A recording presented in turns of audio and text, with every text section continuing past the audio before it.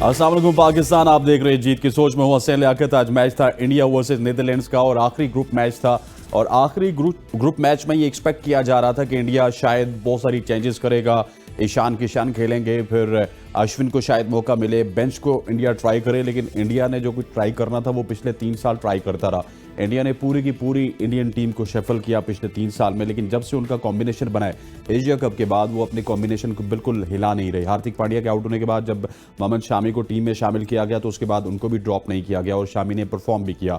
India किसी भी किस्म का तजुर्बा अब नहीं करना चाहता। और कंट्रेरी अगर आप पाकिस्तान की बात करें तो पाकिस्तान ने 3.25 साल कोई तजुर्बा नहीं किया। पाकिस्तान अपनी बेस्ट 11 के साथ नीदरलैंड से भी टकराया, पाकिस्तान अपनी बेस्ट 11 के साथ जिम्बाब्वे से भी टकराया, पाकिस्तान अपनी बेस्ट 11 के साथ वेस्ट इंडीज जैसी टीमों के साथ भी टकराया। लेकिन उसके बावजूद टकराने के बावजूद भी हमारे प्लेयर्स ने लीग्स भी खेली और फटीग के जरिए हमारे प्लेयर्स इंजर हुए। और उसके बाद रिजल्ट आपके सामने है कि कल पाकिस्तान की टीम इबरतनाक शिकस्त के बाद टूर्नामेंट से आउट हो गई। और आज इंडिया देखिए कि अपनी फुल स्ट्रेंथ टीम के साथ अपना दूसरा बड़ा टोटल बनाने में कामयाब हुई। 413 रन उन्होंने बरमूदा के खिलाफ बनाया था, 411 रन नीदरलैंड्स के खिलाफ बनाया था। बहुत सारे लोग कहते हैं ना कि ये छोटी टीमों के खिलाफ अच्छा खेलते हैं, तो मैं समझता हूँ ये अच्छी बात है। आपको छोटी टीमों के खिलाफ, एसोसिएट टीमों के खिलाफ इस तरह खेलना चाहिए कि आपकी कमांड नजर आए और पूरी दुनिया को पता चले कि कौन जो है टेस्ट प्लेइंग नेशन है और कौन जो है वो एसोसिएट मेंबर है। और उस मैच को देखकर बड़ा मजा आया। टॉप के 3 बल्लेबाज विराट कोहली, शुभमन गिल और रोहित शर्मा की जानिब से 50 और उसके बाद 200 पे 3 खिलाड़ी आउट थे। और आप देखिए कि 208 रन की पार्टनरशिप रही केएल राहुल और श्रेयस अय्यर के दरमियान। और कुछ अनोखा भी हुआ। केएल राहुल और श्रेयस अय्यर जब सेंचुरीज के करीब थे, वो भी मैं अपने मेहमानों से डिस्कस करूंगा। आज हमारे साथ स्टूडियो में मौजूद हैं one and only senior sports journalist जनाब शाकिर रबाई साहब। Sir thank you very much for joining us. उनके साथ मौजूद है लेजेंडरी हसन रजा साहब, साबिक test cricketer, world record holder. Sir आपका भी बहुत बहुत शुक्रिया, thank you very much for joining us. और स्काइप पे कराची से हमारे साथ मौजूद होंगे very energetic and young sports journalist Tabish Mir. Tabish आपको भी खुश आमदीद कहते हैं। हसन भाई, आपसे थोड़ा स्टार्ट कर लेते हैं कि आज के मैच को देखकर लग ही रहा है कि इंडिया जो है अपना विनिंग कॉम्बिनेशन तब्दील करने की बिल्कुल नहीं सोच रहा और वो चाह रहे थे कि हम इसी कॉम्बिनेशन के साथ सेमीफाइनल में जाएं। और वो कॉम्बिनेशन ना चेंज करना मेरे ख्याल है कि कुछ हद तक दुरुस्त भी है, क्योंकि एकदम से टीमें जो है हमने बिगड़ती हुई देखी हैं, टूटती हुई देखी हैं कॉम्बिनेशन चेंज होने के बाद। बिल्कुल इंपॉर्टेंट था। और जिस तरह से हमने बताया कि अपने राउंड्स के जो मैचेस में पूरे हो गए हैं, ऑलमोस्ट 9 मैचेस खेले, बड़ा हैक्टिक भी आता है टीमों के लिए कि इतना लंबा वर्ल्ड कप और 9 मैचेस हो रहे हैं, मगर बेंच स्ट्रेंथ आपकी अच्छी होनी चाहिए, जो कि पाकिस्तान में हमें नज़र नहीं आई, बांग्लादेश में नज़र नहीं आई। कुछ ऐसी टीमें थी जहाँ पर बेंच स्ट्रेंथ जो होती है, हम 3 फास्ट बॉलर से जा रहे हैं, स्पिनर्स जो है हमारे पास 2 ही हैं और पूरी थर्ड स्पिनर्स कोई ऑप्शन ही नहीं है। तो ओवरऑल इंडिया ने वही कंडीशंस देखी हैं अपनी सूटेबल करके, जहाँ पर हार्दिक पांड्या आप बता रहे हैं जिस तरह से अनफिट हुए थे, जब वो बैक ड्राइव फॉलो थ्रू में जब उन्होंने पैर डाला था तो वहाँ पर बॉल स्ट्रेट आके उनके टो पे नी पे लगी, जहाँ से एंकल ट्विस्ट हुआ। उसके बाद फिर वो ड्रॉप हो गए। फिर इसके बाद जो ऑप्शन उनके पास रखा हुआ था वो सिराज के तौर पे था, शामी के। और बॉलिंग स्ट्रेंथ देखें प्रॉपर रखी हुई उन्होंने। स्पिनर्स में आप देखें वो भी यूटिलाइज कर रहे हैं। बैटिंग में अगर आप देखें तो टॉस जीत के पहले बैटिंग करते हैं, किसी भी टीम को जो है वो 300 से ज़्यादा रन देते हैं through out the world cup में। एक हाई स्कोरिंग मैचेस हुआ है इस वर्ल्ड कप का। नीदरलैंड की नो डाउट एक्सपीरियंस टीम इतनी नहीं है, मगर 410 रन किए टॉस जीत के और उनको ग्राउंड में चारों तरफ बिताया बैटर्स ने इंडियंस। इससे पहले भी आपने बताया कि बरमूदा के अगेंस्ट जो है इन्होंने 2003 में मेरे ख्याल में हाईएस्ट रन 413 रन हुए थे। फिर हाईएस्ट रन जो हैं वो ऑस्ट्रेलिया ने भी किए हुए हैं। इससे पहले इस वर्ल्ड कप में अगर देखें साउथ अफ्रीका ने किए थे 428 रन।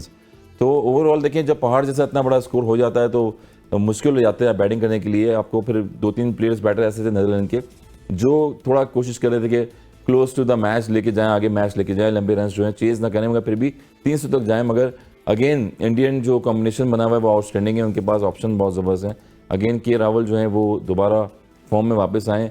2 बैटर्स ने जो है 100 रन किए और 2 बैटर्स ने 50 की, विराट कोहली ने। और उसके बाद श्रेयस जो है उन्होंने आउटस्टैंडिंग बैटिंग करी है। के राहुल की फास्टेस्ट सेंचुरी बल्कि उन्होंने की है 62 बॉल्स पे। मैक्सवेल को अगर देखें 40 बॉल पे उन्होंने किया था। तो यही हम बात कर रहे हैं कि world cup, Asia cup, champions trophy, जब भी ऐसे मैचेस होते हैं और बैटिंग पैटर्स बैटर्स को मिल जाएं तो वो कोशिश करते हैं कि यहाँ पर हमने चांस अपना ज़ाया नहीं करना और यहाँ पर अपनी जो आईसीसी रैंकिंग हो गई या अपनी टीम के लिए परफॉर्मेंस हो गए आगे फ्यूचर में, उनको मजबूत करते हैं। और ये मजबूती नजर आई इंडिया की बैटिंग में आज। शाकिर, इंडिया अनस्टॉपेबल लग रहा है जिस तरह वो जा रहा है। मुझे नहीं लगता कि उनको सेमीफाइनल में या फिर फाइनल में कोई मुश्किलात होंगी, क्योंकि होम कंडीशंस भी हैं, क्राउड भी उनका अपना है, पिचेस भी उनकी अपनी है, वेदर भी उनका अपना है, ग्राउंड भी उनके अपने, और बॉलर्स जितना उनका परफॉर्म अच्छा कर रहे हैं, ऑस्ट्रेलिया के लिए भी उनको रोकना काफ़ी हद तक मुश्किल होगा। देखिए इंडिया ने इस टूर्नामेंट में सुपर परफॉर्मेंस रही है उनकी, मतलब आप 100 जगहों पे भी उन्हें तोलेंगे तो आपको पूरे नज़र आएंगे। उन्होंने जिस तरह हसन भाई ने बात की कि कम्बिनेशन उनका कहीं ब्रेक हुआ जब पांड्या अनफिट हुए, और वो एक ऐसा कम्बिनेशन चल रहा था कि लग रहा था कि बहुत बड़ा सेटबैक आएगा, लेकिन शामी ने आकर मतलब ये बताया कि यार शामी बाहर क्यों था, पांड्या से तो ये बेहतर था। तो ये वो बेंच स्ट्रेंथ थी जो इनकी इस टूर्नामेंट की कारकर्दगी इनकी तैयारी से लगती है कि उन्होंने किस तरह से इस टूर्नामेंट के लिए सालों से प्रिपरेशन की अपने आप को। एक फाइनल ये जो स्क्वाड उन्होंने अनाउंस किया, वो स्क्वाड खेलने वाला स्क्वाड था, जहाँ कहीं भी ज़रूरत पड़नी थी एक बंदा अगर रिप्लेस करा। मैं एक नसीम की फिटनेस को या उसकी एब्सेंस को लेकर पूरी हमारी जो है टीम का भट्ठा बैठ गया, लेकिन हमने दूसरी तरफ देखा कि इंडिया के साथ ये हुआ जब हार्दिक पांड्या गया तो शामी ने आकर उससे बेहतर परफॉर्म किया। न्यूजीलैंड का हमने देखा, न्यूजीलैंड के जो कैप्टन हैं वो भी आउट ऑफ फॉर्म, मतलब नहीं रहे रेगुलर अपनी फिटनेस मिसाइल की वजह से। उनका भी एक जो स्ट्राइक बॉलर है वो भी टूर्नामेंट से चला गया, जो ज़्यादा उन्हें विकेट्स लेकर दे रहा था, मेरा नाम निकल गया जहन में, लेकिन वो टीमें हेनरी। लेकिन ये सिर्फ पाकिस्तान, मतलब मैं समझ कल विकी आर्थर की जो पोस्ट प्रेस कॉन्फ्रेंस थी उसमें भी वो कह रहे थे यार नसीम शाह होते या तो बड़ा अच्छा होता, उनके ना होने से बड़ा फर्क पड़ा है। जो प्रोफेशनल टीमें होती हैं जो तैयारी के से आती हैं, हार्दिक पांड्या के जाने के बाद इंडिया को फर्क नहीं पड़ा, हेनरी के जाने के बाद न्यूजीलैंड को फर्क नहीं पड़ा, मतलब विलियमसन के ना होने से नहीं फर्क पड़ा, प्रोफेशनलिज्म, नोकिया के जाने के बाद साउथ अफ्रीका को फर्क नहीं पड़ा, नसीम शाह के जाने के बाद पाकिस्तान को इस वजह से नहीं पड़ा कि आपने बैकअप बनने ही नहीं दिया ना, इनसिक्योरिटी बहुत ज्यादा थी। ये वो चीजें थी। मैं क्योंकि आप इंडियन टीम की परफॉर्मेंस की बात करें तो मुझे वैसे ही मैं कंपैरिजन की तरफ निकल आया यहाँ पे कि हम लोग कहते हैं पाकिस्तान टीम ने परफॉर्म अच्छा नहीं किया। मैं कहता हूँ पाकिस्तान टीम ने अपनी कैपेसिटी से बढ़ के परफॉर्म किया, इनकी कैपेसिटी इतनी नहीं थी कि इससे बेहतर परफॉर्म कर सकते। बड़ी ज़बरदस्त परफॉर्मेंस थी इंडिया की। और आज का जो मैच आपने जिस तरह बात की कि प्लेइंग 11 उन्होंने क्यों नहीं चेंज किया, मेरा ख्याल है उन्होंने इस मैच को अब नॉकआउट मरले से पहले, जाने से पहले एक तरह का फुल ड्रेस रिहर्सल के तौर पर लिया। उन्होंने अपने आज़ादी के साथ खेले, अपने बाजू खोले, तमाम हथियार जो है इस्तेमाल कर लिए, और एक तरह का नॉकआउट से पहले उनका ये वार्म अप मैच हो गया। लेकिन विराट और रोहित से उन्होंने बॉलिंग भी करवाई ना आज। मतलब हर तरह से उन्होंने जो है वो इससे एंजॉय किया, अपने तमाम जो उनके पास पोटेंशियल था उसको भी एक्सप्लोर किया। लेकिन ये जो बात आप कह रहे हैं कि शायद home ground, home crowd, winning streak चल रही है उनकी, ये नॉकआउट मरले में मेरा ख्याल है ये काउंटर प्रोडक्टिव भी हो जाती है। आपको लीग मैचेस में होम क्राउड, होम ग्राउंड का उस तरह सा प्रेशर नहीं होता, लेकिन जब आप नॉकआउट में पहुंच जाते हो फिर 9 के 9 मैच जीत के गए होते हैं तो वो प्रेशर ज़्यादा होता है कि आप कौम की तवक्कुआत आपसे ज़्यादा जुड़ जाती हैं। यार आप सुपर क्रिकेट खेल रहे हैं तो अब आपके पास हारने की गुंजाइश नहीं है, तो वो ये यकीनन जहाँ उनके लिए पॉजिटिव होगा, थोड़ा सा ये प्रेशर भी होगा नॉकआउट मरले में। और माजी में हमने देखा है कि जो टीमें नॉकआउट मरले में हारती नहीं हैं वो नॉकआउट मरले में जाके हार जाती है। ऑस्ट्रेलिया के अलावा सारी ही आ रही हैं तकरीबन। ताबिश आपकी तरफ आता हूं, जिस तरह की क्रिकेट इंडिया खेल रही है, मुझे तो लग रहा है कि इंडिया इस दफा फिर टाइटल अपने नाम कर लेगी, क्योंकि पिछले अगर आप 3 वर्ल्ड कप देख लें, 2011 में इंडिया में फाइनल हुआ, इंडिया जीता, 2015 में ऑस्ट्रेलिया में फाइनल हुआ, ऑस्ट्रेलिया जीता, और 2019 में इंग्लैंड में फाइनल हुआ, इंग्लैंड जीता। अब 2023 है, इंडिया में एक दफा फिर फाइनल है और इंडिया के पास एक दफा फिर मौका है। और सबसे पहले हसन, आपने मुझे मौका दिया गुफ्तगू करने का, आपका बहुत बहुत शुक्रिया। और 2 मौजूद मेहमान आपके स्टूडियो में मौजूद हैं, किसी तारीफ के मोहताज नहीं है, पाकिस्तान की क्रिकेट का एक बड़ा नाम हसन रजा साहब, उनको ही मेरी तरफ से सलाम और जिस अंदाज से अगर बात कीजिए हिंदुस्तान ने इस इवेंट में परफॉर्मेंस का मुजाहरा किया, हैरान कर दिया। एसोसिएटिव टीमों के खिलाफ तो वो खतरनाक साबित हुई है, पाकिस्तान को उन्होंने दबोचा। उन्होंने 14 तारीख को पाकिस्तान के खिलाफ मैच खेला, इससे कबल ऑस्ट्रेलिया के खिलाफ वो मैच खेल चुके थे। वहां एक बड़े हरीफ 5 बार के चैंपियन को आप ही के प्लेटफॉर्म पर उस वक्त भी मैं मौजूद था और हमने बात की थी कि उन्होंने शिकस्त दी। मतलब इस तरीके से परफॉर्मेंस का मुजाहरा करना, इस तरीके से हैरान कर देना, अपनी होम कंडीशंस का फायदा उठाना।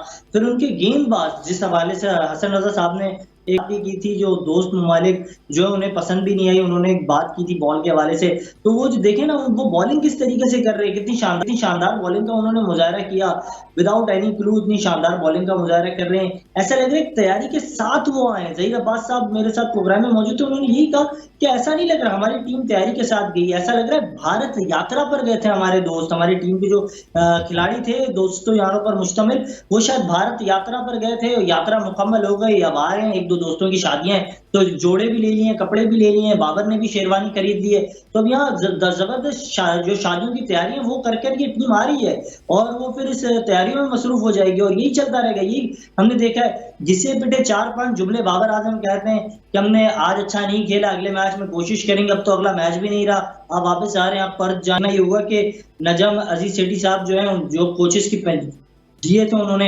वो तो किसी काम नहीं आया ना। तो ये जो ऑनलाइन कोच था हमारा मिकी आथर, ये भी नाकाम हो गया। ये तो तमाम फार्मूले नाकाम हो गए। अब ज़का अशरफ साहब क्या करते हैं, वो एक्स क्रिकेटर से राब्ता करेंगे, उनसे पूछेंगे, उनसे मशवरे करने के बाद जो अब खबरें गर्दिश कर रही हैं कि रिजवान को एक फॉर्मेट की कप्तानी दी जाएगी, एक फॉर्मेट की कप्तानी दी जाएगी, शाहीन शाह अफरीदी को एक फॉर्मेट की कप्तानी दी जाएगी, शान मसूद को। तो देखना ही होगा क्या होता है, वक्त के साथ साथ ये सारी चीजें पता चलेंगी। लेकिन एक अहम नुकता यहाँ ये है, वर्ल्ड कप के अंदर हर बड़े खिलाड़ी की परफॉर्मेंस है। विराट कोहली परफॉर्म करके दिखा रहे हैं, आप देखें दीगर टीमों में क्विंटन डी कॉक परफॉर्म करके दिखा रहे हैं। ऑस्ट्रेलिया के हवाले से देखा जाए तो वार्नर परफॉर्म कर रहे हैं, मैक्सवेल परफॉर्म कर रहे हैं। पाकिस्तान का एक परफॉर्मर ऐसा बताएं, जो एक परफॉर्मर था, आपने उसको 5 मैचेस बेंच पर बिठाया। बेंच पर इसलिए बिठाया क्योंकि उसका साया ऑपरेशन से ताल्लुक नहीं था, तला रहमानी उसका एजेंट नहीं था। जो एजेंट थे वो लोग खेल रहे थे टीम में, बाबर आजम के दोस्त यार टीम में खेल रहे थे। तो यार ऐसा मजाक आपने लगाया हुआ है, इस पर तो बाकायदा तहकीकात होनी चाहिए।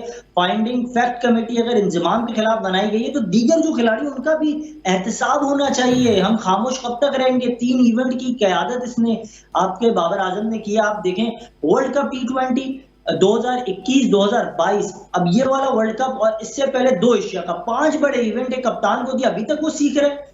यार क्या मजाक हो गया यार, मतलब इतना ज्यादा मजाक कि अभी तक सर उसने सेमीफाइनल में पहुंचाया, उसने फाइनल में पहुंचाया एशिया कप के। आप देखिए फाइनल में हारे, फिर इस एशिया कप में और वर्ल्ड कप में परफॉर्मेंस बेचारे की बुरी रही है। सर दोस्त कह रहे हैं आप इतने सादा और इतने शरीफ आदमी है ना, और आपका सवाल उससे ज्यादा बेहतरीन है कि हम अगर जो 2022 के फाइनल में पहुंचे तो कुदरत के निजाम ने उस वक्त काम किया। इस वक्त कुदरत का निजाम भी, कुदरत भी उसका साथ देती है ना। जो बंदा मेहनत करता है, उन्हें यकीन था ये मेहनत नहीं कर रहे हैं, ये ब्लैकमेल कर रहे हैं बोर्ड को। आप देखें ना, बोर्ड को आखिर तक ब्लैकमेल किया।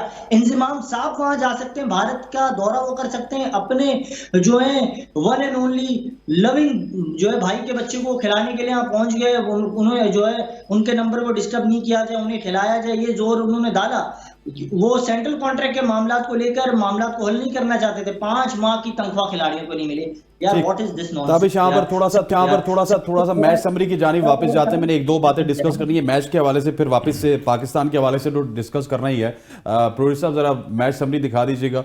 मैच के ऊपर मैंने 2-3 बातें करनी है अपने मेहमानों से, और फिर अगले सेगमेंट में तो हम लाजमी बात है पाकिस्तान क्रिकेट को ही डिस्कस करेंगे, क्योंकि कल कोई मैच है नहीं, परसों कोई मैच है नहीं। कल जो है वो हम फिर पाकिस्तान को डिस्कस करेंगे और पाकिस्तान की बहुत सी ऐसी कारकर्दगी है जो डिस्कस। ये देखिए जी, England put 410 for 4 in 50 overs. Shreya Iyer 128 in 94 deliveries. KL Rahul 102 in 64 deliveries. Rohit Sharma 61. Gill 51 and Virat also made 50. और अगर बात की जाए नीदरलैंड की 250 रन पे सारी टीम डेर हो गई। निदा मनूरू 54 रन बनाने में कामयाब हुए। इसके बाद 45 रन बनाए इलिबर्ट ने, और एकरमैन ने 35 और ओडूड ने 30 रन बनाए। इसी के साथ Siraj takes 2 wickets, Bumrah 2 wickets and Kuldeep 2 wickets. India 1 by 160 run. अच्छा सर, आज थोड़ी सी मजामत देखने को मिली इंडिया को नीदरलैंड्स की जानिब से, और वो वाली बॉलें मेरे ख्याल नहीं यूज हुई थी।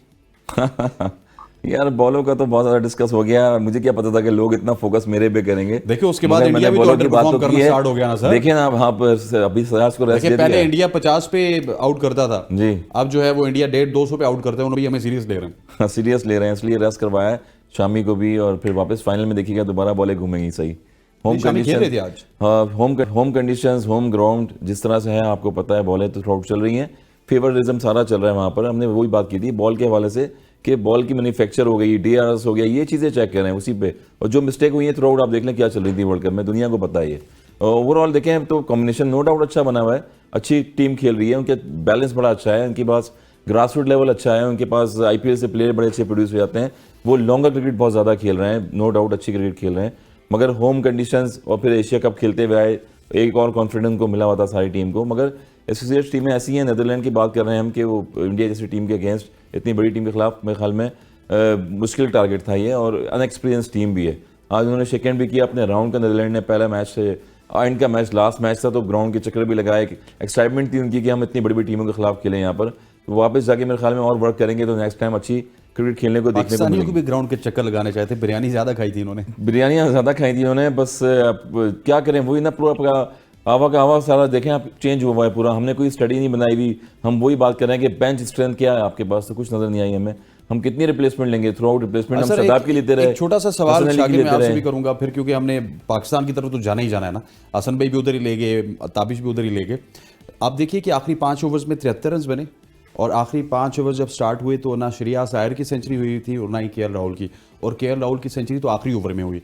और जब श्रेयस की सेंचुरी हुई ना, उन्होंने ये नहीं कहा कि मैं केएल राहुल को स्ट्राइक दूं और वो आके सेंचुरी करें, हालांकि उनके भी 12 रन बाकी थे, कुछ पता नहीं था कि आखिरी ओवर में वो 12 रन बना सकते हैं।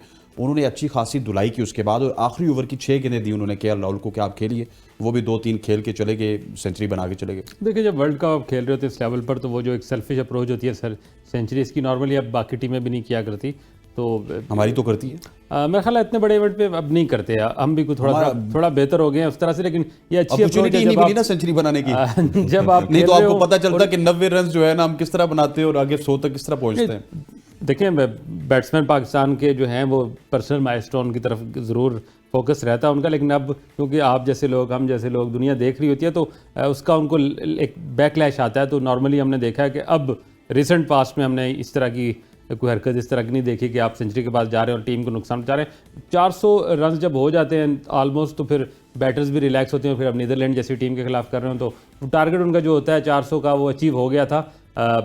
ये अप्रोच अच्छी है कि आप, एक ऐसा डेड रबर थी दोनों टीमों के लिए, इसका कोई किसी की टीम जीतने हारने से कोई फ़र्क उनकी ओवरऑल रेटिंग या टूर्नामेंट में उनकी स्टैंडिंग में नहीं पड़ना था। इसके बावजूद उन्होंने बड़ा सीरियस अप्रोच रखी, सीरियसली इस मैच को खेला, फुल स्ट्रेंथ के साथ, फुल स्ट्रेंथ ने परफॉर्म भी किया।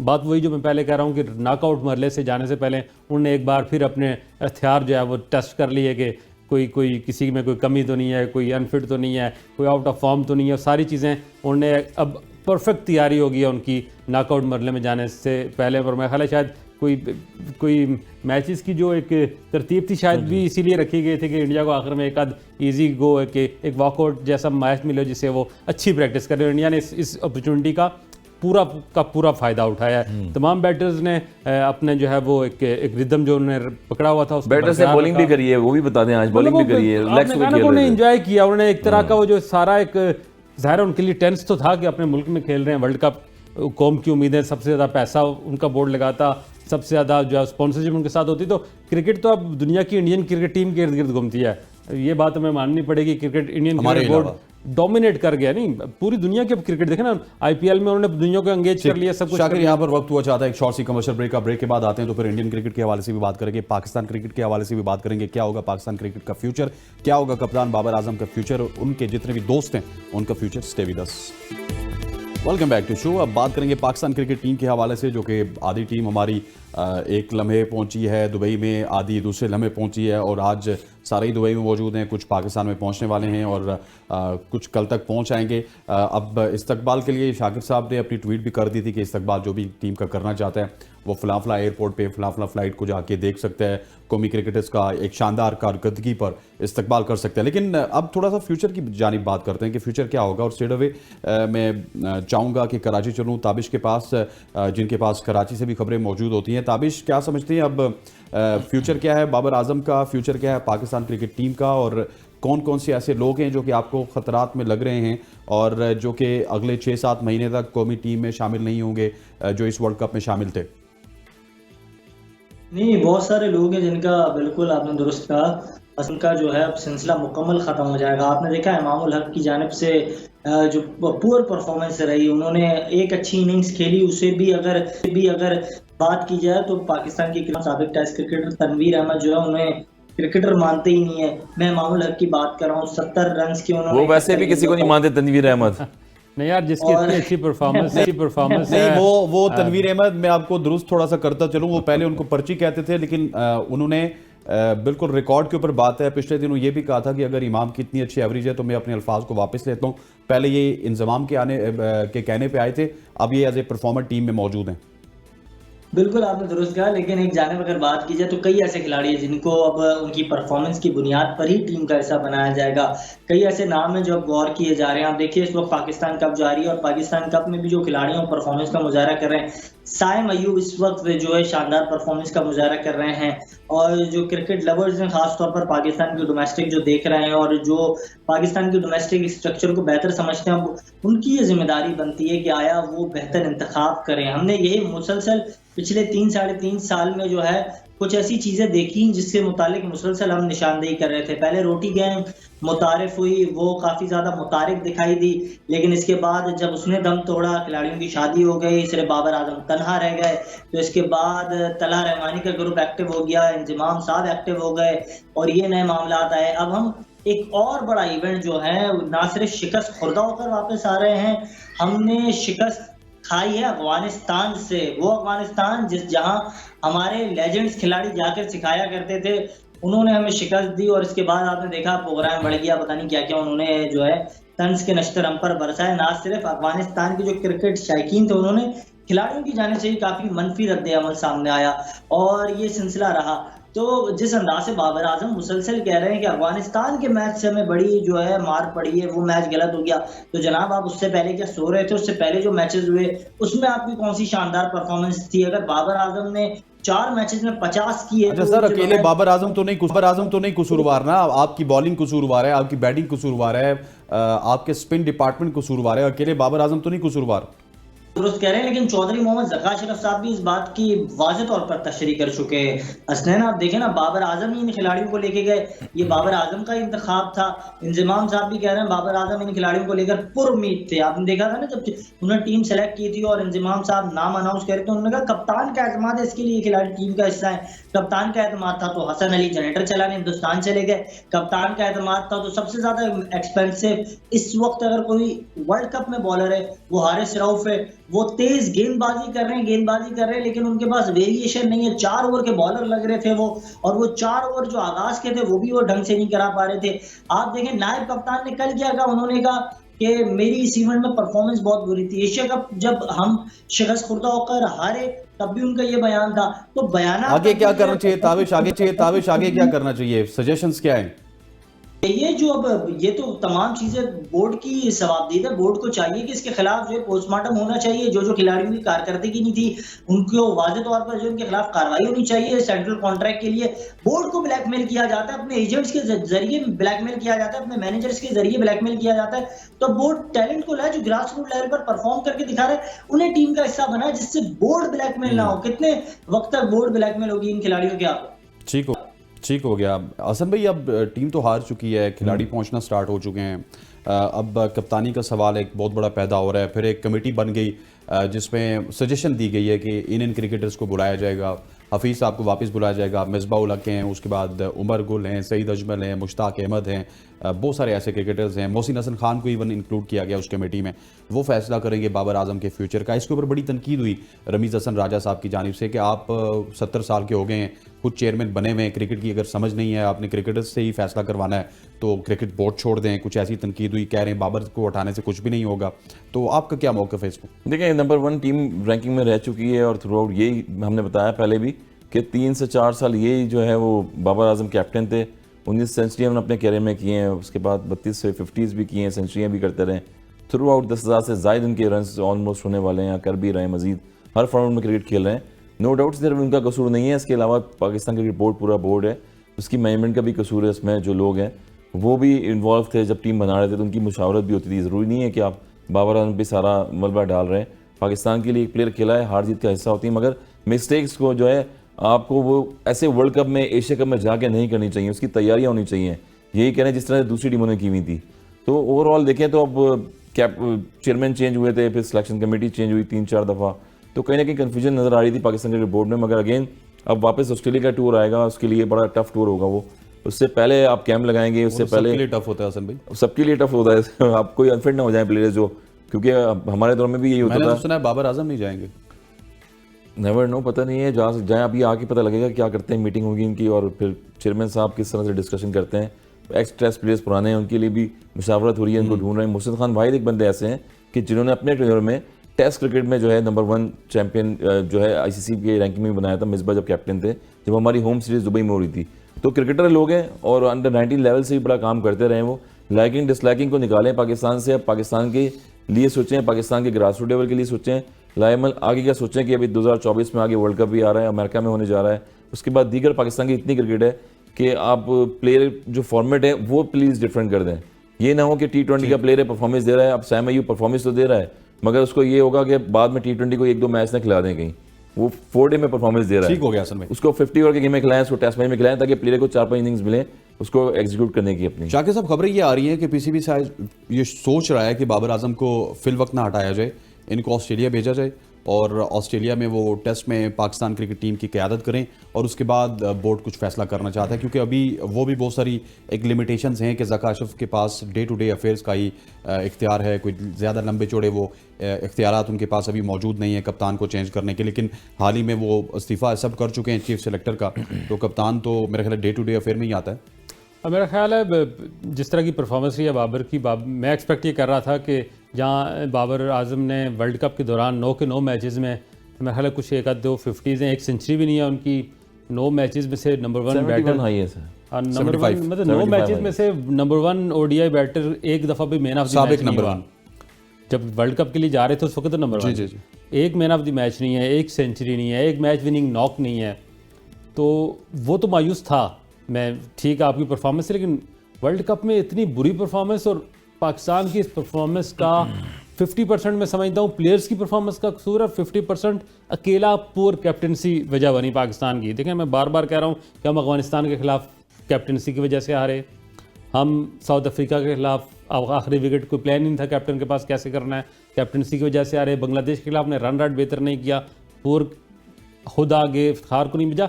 ये कैप्टनसी मैं समझ रहा था कि बाबर आजम आखिरी मैच खेल के बड़ा ग्रेसफुली आएंगे, मिकी आर्थर के बजाय खुद प्रेस कॉन्फ्रेंस करेंगे और कहेंगे कि मैं नहीं प्रूव कर सका, 3 साल मुझ पे एतमाद दिया गया।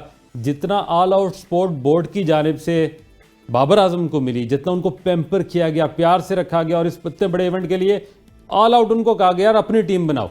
इंजमाम ने भी कोई छेड़छाड़ नहीं की, जो उन्होंने भी ऑल आउट अपने घर की टीम बनाई, जो टीम उस बाबर ने कही उन्होंने ओके करके दे दी।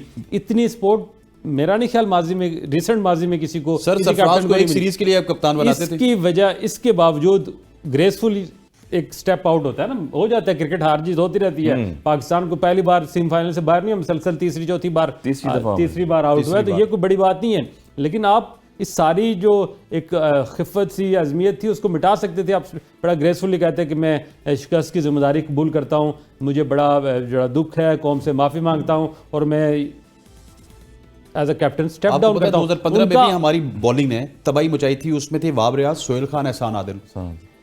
नहीं, सवाल यह है कि अब वो माजी को डिस्कस कर रहे हैं, जब आगे की बात करते हैं। वे फॉरवर्ड किया तो वे फॉरवर्ड यही था कि बाबर आजम ग्रेसफुली एक्सेप्ट करते। अगर बाबर आजम को कोई अक्ल है, कोई अपनी समझ है, तो वहां से कैप्टनसी छोड़ के आते। यहाँ आकर उनको कैप्टनसी छोड़ते हैं तो एक सीधा मैसेज होगा कि बोर्ड ने उनको क्या बच्चे बैठ जाओ। और एक और बात, जो आप ऑस्ट्रेलिया की बात कर रहे हैं, अगर बाबर आजम को ऑस्ट्रेलिया भेजा जा रहा है तो इससे भी पूर परफॉर्मेंस ऑस्ट्रेलिया में होगी। इस टीम ने तो वहां से भी हो सकता है और मजीद जलील होंगे। इसके ऊपर ना मैं ब्रेक डिफिकल्ट होता है, बाद आपसे जलील होंगे, अपने आप को बचाएं, अपनी इज्जत मैं ताबिश के पास जाना चाहता हूं क्योंकि ताबिश जो है इसके बाद हमें अलाफिज कह जाएंगे। ताबिश, मुझे ये बताइएगा कि जिस तरह की परफॉर्मेंस दी है लड़कों ने और स्पेशली हमारी बॉलिंग ने, मुझे तो यार पर्सनली कभी कभार फील होता था कि ये शायद बाबर आजम के लिए खेलना ही नहीं चाह रहे।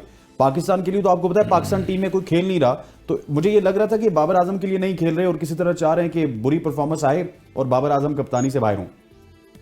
बिल्कुल दुरुस्त कह रहे हैं आप। जब से हमने देखा एशिया कप में ड्रेसिंग रूम के जो कशीदगी के हवाले से बातें सामने आई, जो फड्डे के हवाले से बातें सामने आई, इसके बाद से जो है क्रिकेट टीम में वो यूनिटी दिखाई नहीं दी। कप्तान खुद ही कहते थे ये मेरे खिलाड़ी हैं, इन पर मुझे एतमाद है, लेकिन अदम एतमादी का उन्होंने इजहार किया फील्ड के दौरान। आप देखें कई ऐसी वीडियोज भी वायरल हुई जिसमें बाबर आजम जो हैं वो मायूसी का इजहार कर रहे हैं। मुसलसल हम देख रहे हैं इस इवेंट के अंदर जितना तन्हा बाबर आजम को हमने देखा, इतना तन्हा हमने किसी कप्तान को नहीं देखा।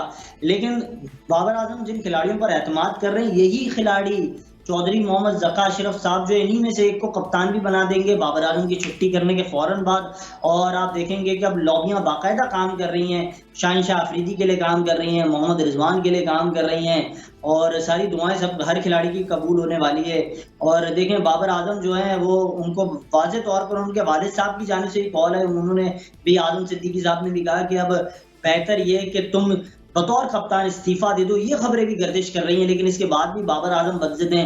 आखिरी जो मैच था इससे कबल भी उन्होंने कहा कि नहीं, मेरी बैटिंग पे कोई फर्क नहीं पड़ा है। मतलब एक इंसान उसको वाज़ेह तौर पर ये चीजों का इल्म ना हो कि उसकी खुद की कारकर्दगी 0/0 हो रही है, टीम की कारकर्दगी पर तनकीद हो रही है, खिलाड़ी परफॉर्म नहीं कर रहे हैं, तो उसको खुद ही इस जिम्मेदारी को समझना चाहिए और उसको स्टेप डाउन करना चाहिए। लेकिन स्टेप डाउन इस जो है क्रिकेट के जो तारीख है, हसन रजा साहब ज्यादा बेहतर समझते हैं, कोई करता नहीं है। रमीज हसन राजा साहब जो है वो भी बातें करते थे कि साबिक वजीर आजम अगर अपने वजीर आजम के तौर पर नहीं रहेंगे तो मैं छोड़ दूंगा, मैं कमेंट्री करने लगूंगा। लेकिन बाद में आपने देखा कि शहबाज शरीफ साहब है, उन्होंने उन्हें हटाया, वो उन्होंने कमेंट्रीज की बात शुरू की। और यही होता है क्रिकेट के कल्चर में। आप देखें मुसलसल जो हमारे खिलाड़ियों ने बोर्ड इज्जत देना चाहता है जब, तो फिर वो उनकी कोशिश होती है कोई ऐसा कारनामा सर अंजाम दे जो इंजमाम साहब ने किया कि तला रहमानी वाला एक नया स्कैंडल सामने आया। इंजमाम उल हक साहब 1.5 करोड़ रुपए उन्हें 6 माह में मिलने थे।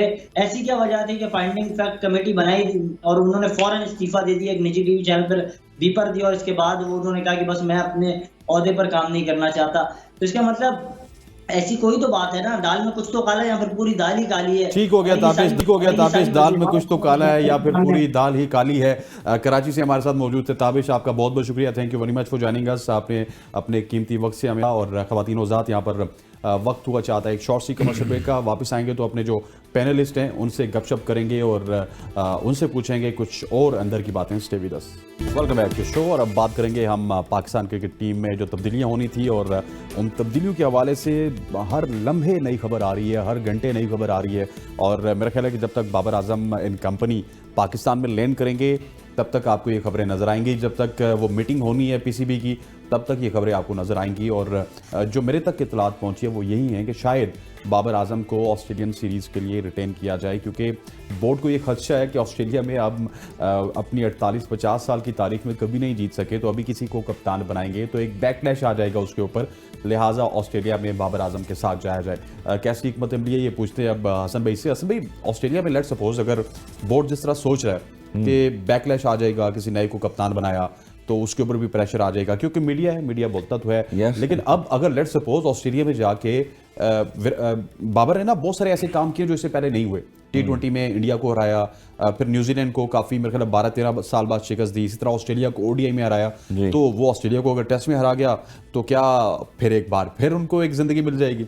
सबसे पहले तो जिंदगी तो मिल जाएगी, मगर एक्सपीरियंस उनका जितना था 3-4 साल से टीम के साथ ही एज ए कैप्टन, और ये जो स्टेक जितना भी है कैप्टनसी का, ये कोई ऑस्ट्रेलिया के टूर पे कोई भी नहीं लेगा अभी फिलहाल। तो जिस तरह से हमारे टाइम पे दौर में होता था सीरीज, तो भी इसी वजह से पीछे हो गए, इसलिए पीछे हो गए हैं बिल्कुल। और जिस तरह से हमारे टाइम पे बता रहा हूँ, अगर 90s में टूर जो है फिक्चर्स पूरे साल के होते थे, अभी भी पूरे साल अगर जिम्बाब्वे के अगेंस्ट सीरीज हो रही है तो उसमें सारे मारधार होती थी खूब।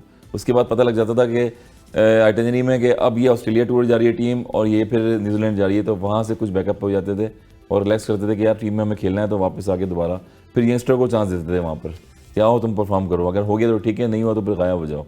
तो ये चीज़ें ऑस्ट्रेलिया का टूर और न्यूजीलैंड का ऐसा होता है, जहाँ पर फवाद आलम की मेरे मिसाल आ जाएगी मुझे कि बैक टू बैक 3 सेंचुरियाँ की हैं फवाद आलम ने। उस टाइम पे कोविड में वहाँ पर सेंचुरी की न्यूजीलैंड ने, जहाँ पर पूरी टीम जो है वो 150 पे आउट हो जाए क्राइस्टचर्च वगैरह में, और वहाँ पर उसने सेंचुरी करी, फिर साउथ अफ्रीका के अगेंस्ट करी, इंग्लैंड के अगेंस्ट करी। आज कहाँ पर है वो शाकिर साहब? तो यही चीज़ें हैं बहुत सारी। को भी ना हर कराची वाली इनिंग्स याद है। अली हसन भाई इस हवाले से ठीक कह रहे हैं कि माजी में हमने अब तो हमने वर्ल्ड कप में देखा कि बहुत से प्लेयर को तो जेन्युइन क्रैम्प्स पड़े भी थे, कुछ एक्टिंग कर रहे थे, समटाइम ड्रामा, कल तो उसका टूर होता है वो सालों साल का। कल तो आउट होने के बाद क्रैम्प्स पड़ गए, इंग्लैंड न्यूजीलैंड ऑस्ट्रेलिया, ये तो 3 यहाँ तो ऐसे टेस्टिंग टाइम होते हैं। उन्होंने आपको स्क्रीन पे दिखा दिया कि 1 फिट है, उनके साथ इंजरीज चल रही हैं, तो अगर वो ना जाने का ऐलान करते हैं तो आप बहाना ना समझिएगा, उन्होंने पहले से आपका माइंड बना दिया। रिजवान को जो भी दोस्त समटाइम ड्रामा, लेकिन मैं समझता हूँ कि इस वक्त रिजवान तो वैसे भी फर्स्ट चॉइस नहीं है हमारे टेस्ट स्क्वाड के लिए। ऑस्ट्रेलिया तो जो भी टीम जाएगी सरफराज ही as a wicket keeper batsman उस टीम में का हिस्सा होंगे। लेकिन बात वही है कि बाबर आजम को अभी भी अकल नहीं आई तो उन्हें फिर मेरे ख्याल है कभी अकल नहीं आएगी। वो इस वर्ल्ड कप की कारकर्दगी के बाद उनको मैंने जिस तरह पहले कहा कि उनको वहीं पे ग्रेसफुली इंडिया में ही अपने स्टेप डाउन का ऐलान कर देना चाहिए। यहाँ अगर उनकी मीटिंग होगी, मिकी आर्थर भी आ रहे हैं, तो एक रिपोर्ट पेश करेंगे, कारकर्दगी रिपोर्ट। उस रिपोर्ट में क्या होगा? बाबर आजम की personal performance zero, Babar Azam के एज अ कैप्टन जीरो, तो उसके बाद उनको रिटेन करने की कोई तुक नहीं बनती। बस एक ही यही वजह है कि उनको अगर मजीद और जलील करवाना है उन अपने आप को, या बोर्ड उनको मजीद कुर्बानी का बकरा बनाना चाहता है, तो वो फिर बाबर आजम की अपने पे है। मैं समझता हूँ बाबर आजम को कुछ दानिशमंदी जो उनके दोस्त हैं जिनका मशरे पे अमल करते हैं उनके साथ बैठें और अभी भी मौका है पाकिस्तान आकर भी वो स्टेप डाउन कर जाएं। जो उनकी रही से ही कोई इज्जत है वो बच जाएगी, वरना इस बदतरीन शिकस्त के बाद आपके साथ जो कुछ ऑस्ट्रेलिया में होना है, न्यूजीलैंड में होना है, उसके बाद तो आपकी जो लॉर्ड्स पता नहीं अब है यानी मिट्टी पलीत हो जाएगी। आपका जो एतमाद है एज अ बैटर, क्योंकि बाबर आजम की पाकिस्तान क्रिकेट को बहुत ज़रूरत है। बाबर आजम मैं समझता हूँ कि मॉडर्न एरा का सबसे बड़ा सुपरस्टार है। अब हम उसे जलील कर करके उसका जो कॉन्फिडेंस है, जो उसका हम नहीं कर रहे, ग्रेस वो है, खुद करेंगे वो ना। खत्म नहीं। ये चीज़ देखें, एक आपके घर में जब एक बंदा जिद्दी हो, पागल हो, उसे समझ नहीं आ रही हो, तो फिर बड़ों का काम होता है ना उसको समझाना। बोर्ड मैनेजमेंट भी तो होती है ना। अब बाबर को पता है कि अगर वो कैप्टनसी से हटेंगे तो T20 में उनको ओपनिंग कौन देगा? नहीं, मेरा ख्याल है बाबर को T20 में अब मुझे नहीं लगता कि बाबर अब इस स्ट्राइक रेट के साथ अब जो मॉडर्न क्रिकेट हो रही है, हमने T20 वर्ल्ड कप जाके टॉप 5 रन्स गटर में है। रन्स गटर नहीं है, मैच विनिंग नॉक कितने हैं, स्ट्राइक रेट क्या है, ये इंपॉर्टेंट है। 152 पे 0 यार एक आध आप अगर दुबई में कर जाते तो उसको आप कितना अरसा बेचेंगे? आप आगे हैं, आपने बहुत कम्पिटिटिव क्रिकेट खेलनी है। आपने वनडे में देख लिया कि वनडे की 50 ओवर में टीमें 400 450 इस तरह बनाती है जैसे लॉलीपॉप है। तो अब T20 की क्रिकेट को कैसे बाबर के स्ट्राइक रेट के साथ जो है वो कम्पीट करेंगे या मीट करेंगे? तो मैं समझता हूँ बाबर के हमदर्द के तौर में जवाब देते हैं ना, आप नया एक सवाल पैदा कर देते हैं। आपके बोर्ड में जो बहुत सारी बातें हो रही है ना, आपकी FTP में 14 महीने ओडिया है ही नहीं, और आपने 2025 में चैंपियंस ट्रॉफी खेलनी है। What is this? मैं जो बार बार बाबर के लिए बात करता हूँ, मैं बाबर के हमदर्द के तौर पे बात करता हूँ कि बाबर से मुझे प्यार है, पूरे पाकिस्तान को प्यार है। हम उसको हाथ जोड़ते हैं, यार दोस्त बस कर, उतर जा, अपनी इज्जत बचा। हम जो आपके फ़ैन है पाकिस्तान में करोड़ों, इस वक्त सबसे बड़ी फ़ैन फॉलोइंग पाकिस्तान में रिसेंट टीम में बाबर की है। इंटरनेशनल भी लोग बाबर को पसंद करते हैं। आप क्यों मजीद अपने आप को डिस्ग्रेस करना चाहते हैं? आप क्यों जलील होना चाहते हैं? आप क्यों चाहते हैं कि आपको माजी की तरह जिनको धक्के दे के निकाले जाते हैं आपको निकाला जाए? Graceful exit. देखें, हर उरूज को जवाल है। एज अ कैप्टन आपका जवाल उरूज था, जवाल हो गया। अब अपने as a batter, as a one of the best batter, कम से कम उस सवाल की तरफ तो ना जाए ना। मैं समझता हूं कि बाबर को फिर कोई भी उसके वालिद साहब उसकी मशरा दे दें, कोई और दे दे जिसकी वो सुनता है। असलदा साहब के पास नंबर होगा, वो कॉल करके वो उसने कहा भी है कि टीवी पे बैठ के मुझे मशरा दे, जिसको मुझे मशरा देना फ़ोन कर लें। तो आप हमारी तरफ से नहीं, एज ए परफॉर्मेंस, हाँ बिल्कुल आप सही कह रहे हैं। उनकी परफॉर्मेंस, जाती परफॉर्मेंस कैप्टनसी, पूर कैप्टनसी की वजह से नीचे जा रही है। प्रेस कॉन्फ्रेंस में उसने कहा मुझे फर्क नहीं पड़ता, लेकिन वर्ल्ड कप के 9 मैचों में एक 70 रन है, एक मैन ऑफ द मैच नहीं है, एक मैच विनिंग नॉक नहीं है। आप मतलब वनडे जो है बाबर आजम का फेवरेट फॉर्मेट है यार, और एशियन कंडीशन में उसको रन्स के अंबार लगा देने चाहिए थे। ये कैप्टनसी का ही प्रेशर है जो नहीं परफॉर्म कर सका, इसलिए अपने आप पे रहम करे, पाकिस्तान क्रिकेट पे रहम करे और कैप्टनसी से जान छोड़े। सर मुझे ये बताइए कि जैसा शाकिर कह रहे हैं, बिल्कुल ठीक कह रहे हैं कि बाबर आजम की तकरीबन 60-61 की एवरेज थी, और ये वर्ल्ड कप और एशिया कप निकाल दें और वो वापस आए। एक उन्होंने 150 मारा था नेपाल के खिलाफ, आपको याद होगा। अभी उनकी एवरेज गिर के 56 पे आ चुकी है, 56 पे आ गई है। जी बिल्कुल आ गई है, नो डाउट। इंडिया का बहुत बड़ा आपने बताया, और हम भी दुनिया बताती है कि इंडिया में जाने के लिए आपको स्ट्रेंथ चाहिए होती है, आपको एक जिगरा चाहिए होता है। वहाँ पर अंडर प्रेशर नजर आए आपकी, जिस तरह से बॉलिंग हो रही थी। मगर एशियन पिचेज हैं, आपको पता है वहाँ पर अपना गेम उन्होंने चेंज किया, अटैकिंग क्रिकेट नहीं खेली है। और जितने क्रिकेटर्स देखें अगर आप, सारे खेल रहे हैं अटैकिंग खेल रहे हैं। गुरबाज हो गए, रहमतुल्लाह और जितने प्लेयर्स थे सारे, तो बहुत डिफेंसिव रहे हैं। एज ए कैप्टन का भी प्रेशर रहा है इनको, और बैटिंग का भी प्रेशर रहा है।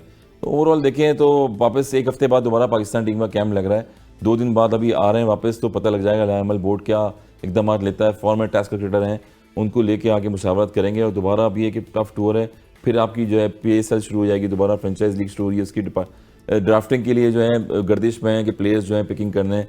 तो T20 फॉर्मेट वही बात है कि उस पर फोकस किया हुआ है हमने। 50 ओवर्स पे आ जाएं, टेस्ट क्रिकेट पे आ जाएं। जिन्होंने अभी पाकिस्तान कप खेला हुआ है उसमें परफॉर्मेंस दी है, उनको लेके आए। सर कल गंगोली साहब को मैं सुन रहा था, वो कह रहे थे कि आपको अगर अपनी क्रिकेट को इंप्रूव करना है ना, there is not only IPL in India, हमारे पास रणजी ट्रॉफी भी है और हम बहुत कम्पिटिटिव क्रिकेट बहुत सारे फॉर्मेट क्रिकेट भी खेलते हैं और लिस्ट ए क्रिकेट भी लिस्ट ए भी खेलते हैं। वो कहते हैं कि आपको T20 से निकलना पड़ेगा, अगर आपको अपनी टेक्निक दुरुस्त करनी है तो आपको फर्स्ट क्लास क्रिकेट में जाना होगा और वहीं से आप फिर T20 भी अच्छी खेलें। तो यही मैं मिसाल दे रहा हूँ ना, 2018 में अगर कल के मैंने बताया आपको कि अली ज़रियाब जो प्लेयर है वो गायब हो गया बिल्कुल, अंडर-19 वर्ल्ड कप खेल के आया था, उसने लिस्ट ए के 2 या 4 मैचेस खेले हुए हैं। शुभमन गिल उनके अगेंस्ट 2018 में खेले थे, 128 मैचेस लिस्ट ए के हैं और उनके 123 T20 मैचेस हैं डोमेस्टिक में, रणजी ट्रॉफी में, फिर इंटरनेशनल में वो बेस्ट प्लेयर है वर्ल्ड कप में, आप देख लें आज आके खेल रहे हैं। तो आप लंबी फॉर्मेट की क्रिकेट खिलाएंगे ना, अभी सैम अयूब हो गया, ये प्लेयर्स PSL में तो खेलें मगर 50 ओवर्स गेम खेलें और फॉर्मेट को ग्रास लेवल पर मजीद अच्छा करें अपने।